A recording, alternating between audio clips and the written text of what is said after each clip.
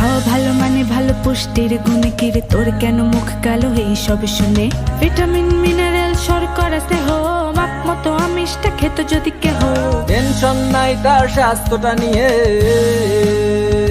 খা খা হাবি যাবি আর কত খাবি, এসব খেয়ে শেষে কি হবি ভাবি। খা খা হাবি যাবি আর কত খাবি, এসব খেয়ে শেষে কি হবি ভাবি।